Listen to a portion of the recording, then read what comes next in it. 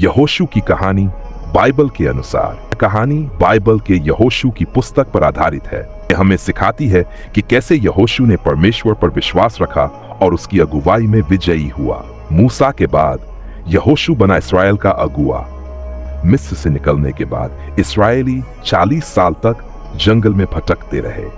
परमेश्वर ने मूसा को वादा किया था कि वह उन्हें एक प्रतिज्ञा की हुई भूमि प्रॉमिस लैंड देगा, लेकिन मूसा स्वयं वहां नहीं जा सके। जब मूसा का निधन हुआ तो परमेश्वर ने यहोशू से कहा, अब तुम खड़े हो जाओ और इस्राएलियों को उस देश में ले चलो जिसे मैंने उनके पूर्वजों से देने की प्रतिज्ञा की थी। परमेश्वर ने यहोशू को साहस और विश्वास रखने के लिए कहा, डरो मत, भयभीत मत हो, क्योंकि मैं तुम्हारे साथ हूं जहां भी तुम जाओगे। इस्राएलियों को प्रतिज्ञा की हुई भूमि तक पहुंचने के लिए यरदन नदी पार करनी थी, जो उस समय बाढ़ में थी। परमेश्वर ने यहोशू को आदेश दिया कि वे संदूक आर्क ऑफ द कवदूक को आगे ले जाएं।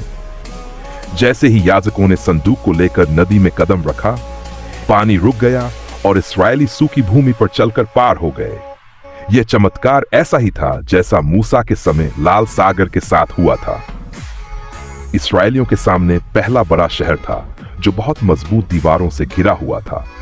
इसे तोड़ना लगभग असंभव था, लेकिन परमेश्वर ने यहोशू को एक अनोखी योजना दी। इस्राएलियों को 6 दिनों तक हर दिन यरीहो शहर के चारों ओर एक बार चक्कर लगाना था। 7वें दिन उन्हें 7 बार चक्कर लगाना था। जैसे ही उन्होंने ऐसा किया, शहर की दीवारें गिर गई और इस्राएली विजयी हुए। यह साबित करता है कि जीत केवल शस्त्रों से नहीं, बल्कि परमेश्वर पर विश्वास से भी होती है। इस्राएल की और विजय। इसके बाद यहोशू ने की और नगरों को जीता। एक बार जब इस्राएलियों को एक कठिन युद्ध लड़ना पड़ा, तो यहोशू ने परमेश्वर से प्रार्थना की, हे परमेश्वर, सूर्य को रुकने दे।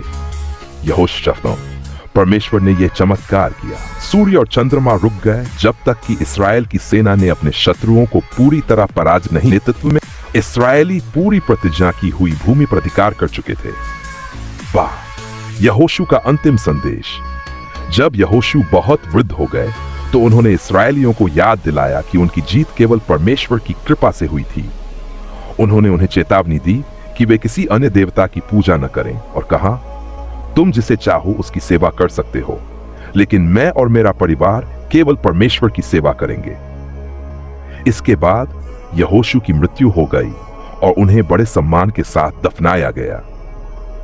यहोशू की कहानी से हमें क्या सीख मिलती है? परमेश्वर पर विश्वास करने से असंभव भी संभव हो जाता है।